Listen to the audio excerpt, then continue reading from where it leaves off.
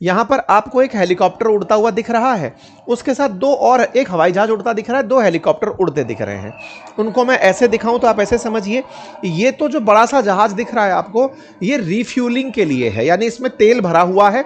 इसके तेल को हेलीकॉप्टर में उड़ते उड़ते ही भरा जा रहा है, अर्थात हेलीकॉप्टर को टच डाउन भी नहीं कराया जा रहा है। पता चले उसमें ज्यादा समय लग गया। कहां उड़ रहे हैं ये उड़ रहे हैं ईरान के आसमान में। और ईरान के आसमान में उड़ते हुए ये हेलीकॉप्टर बिल्कुल जमीन के नजदीक तक आए हैं। क्यों आए हैं? क्योंकि यूएस का एक फाइटर जेट क्रैश हो गया है ईरान में। यह बात अमेरिकी media channel the Washington post लिख चुका है, और ऐसे में दो पायलट्स की तलाश की जा रही है, यह सुर्खी है। अब ये F-35 है या फिर F-15 है, नहीं पता, लेकिन हेडलाइन बन चुकी है कि एक फाइटर जेट गिरा है। ये अमेरिकी मीडिया में, यानी ये वो वाली बात है जिसका विमान गिरा है वो क्लेम करे, ये वैसी वाली बात है। तो अमेरिका में क्लेम हो चुका है। इंटरनेशनल मीडिया इसे कैसे लिख रही है कि दो फाइटर जेट गिरे हैं और दोनों को तलाशने के लिए प्रयास जारी हैं।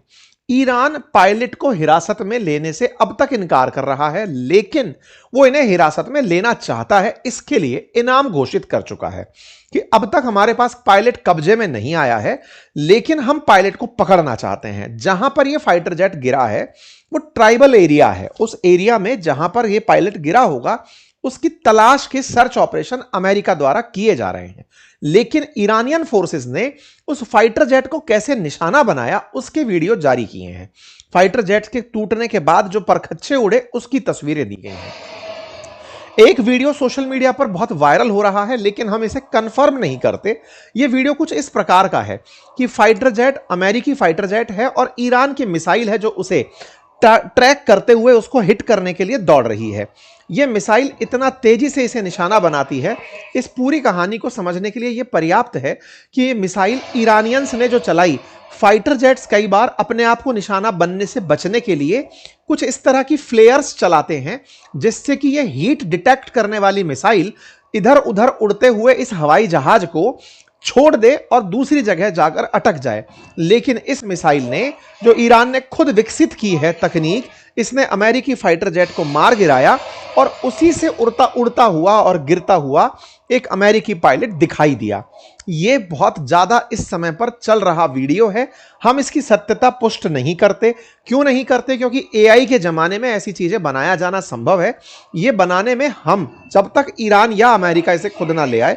यह देखिए, पायलट इजेक्ट होता हुआ दिखाई दे रहा है। पायलट इजेक्ट होता है और उसे तलाशने के लिए फिर हेलीकॉप्टर्स उड़ने शुरू हो जाते हैं, ड्रोन उड़ने शुरू हो जाते हैं। हेलीकॉप्टर्स जमीन तक उस पायलट को ढूंढने के लिए आ रहे हैं कि पायलट कहां गिरा है।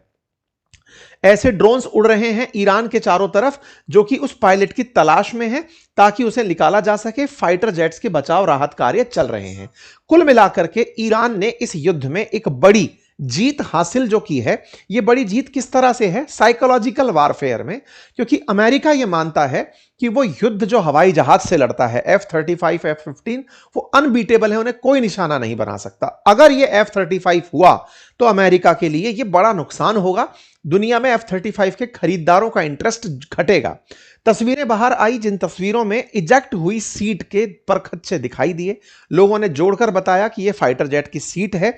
बढ़िया लीगो का वीडियो बनाकर इन्होंने डाल दिया कि कैसे फाइटर जेट को हमने टारगेट किया और अब पायलट की तलाश हमारे द्वारा जारी है। कुल मिलाकर ईरान के हालात पूरी दुनिया में चर्चा का हिस्सा है। एक वीडियो और वायरल हुआ जिसमें जो हेलीकॉप्टर तलाश के लिए आया हुआ है उसको एक आम आदमी, जो ट्राइबल का आदमी है, मैं तस्वीर में दिखाता हूं, वो बंदूक से निशाना बना रहा है और उसकी बच्ची जो है वो एक्साइटमेंट में नाच रही है कि उसको बढ़िया लग रहा है कि वाह बढ़िया किया और हेलीकॉप्टर को निशाना बनाया। ऐसा क्यों हुआ?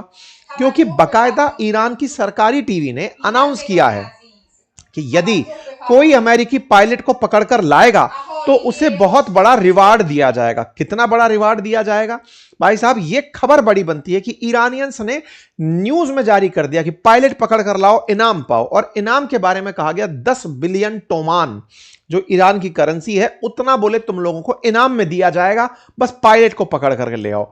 जहां पर पायलट गिरा है वो ट्राइबल एरिया है। ईरान बहुत बड़ा है। ऐसे में उन ट्राइबल्स को पैसे का तो लालच दिया ही गया है और कहा गया है कि अगर हो सके तो उसे ढूंढकर वहीं मारो। यानी हवाई जहाज जितने भी रेस्क्यू के लिए आ रहे हैं उन्हें भी निशाना बनाओ। एक अलग लेवल का वारफेयर चल रहा है। एक तरफ एकदम उन्नत किस्म पर बैठा अमेरिका और एक तरफ पत्थर से हवाई जहाज गिराते हुए ईरानियंस, बिल्कुल वैसी स्थिति बनती हुई दिख रही है। हालांकि अमेरिकी राष्ट्रपति जो इस तरह से फाइटर जेट लगाकर पाकिस्तानियों को उत्साहित कर रहे थे, अब सोशल मीडिया पर उन्हें क्रैश हुए फाइटर जेट्स के साथ ट्रोल किया जा रहा है। खैर, इसके अलावा भी तमाम बातें चर्चा में आई।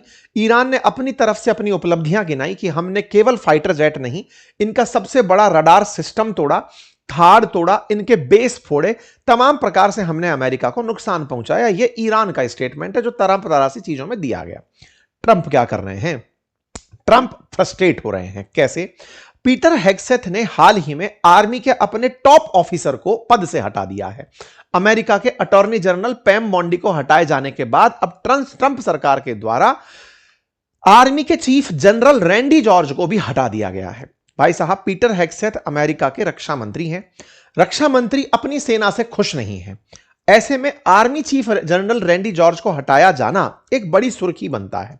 आर्मी के टॉप ऑफिसर हैं, आप पद से उन्हें इसलिए हटा रहे हैं 2027 में जिनको रिटायर होना है, क्योंकि कहीं ना कहीं उन्होंने आर्मी को जमीन पर उतरने से, ईरान के अंदर ग्राउंड फोर्स के रूप में उतरने से इनकार किया होगा। क्योंकि ट्रंप लगातार चाहते हैं कि हम ईरान में कूदें, वहां से यूरेनियम को उठाकर वापस ले आएं, या फिर हम खर्ग आइलैंड पर जाएं और वहां से वापस ले आएं। उन्होंने निश्चित ही मना किया होगा, जिसकी वजह से हेडलाइंस ऐसी बन रही हैं। अब हो यह रहा है कि अमेरिका में एफबीआई के चीफ काश पटेल और नेशनल इंटेलिजेंस चीफ तुलसी गवार्ड को भी हटाने की चर्चा चल रही है कि उन्हें भी आने वाले समय में हटाया जाएगा। इससे पहले क्रिस्टी नोआम को बर्खास्त किया गया, पैम बॉन्डी को बर्खास्त किया गया कि वो एप्स्टीन में ट्रंप का नाम नहीं छुपा पाई, रैंडी जॉर्ज को, जो कि अभी इनको पहले 1 साल पहले हटा दिया है। इस बात को ईरान इस तरह से कहता है कि हमारे यहां सत्ता परिवर्तन, रेजीम चेंज करने आए थे, खुद के यहां लोग चेंज होते जा रहे हैं। कुल मिलाकर ट्रंप को इससे फर्क नहीं पड़ता।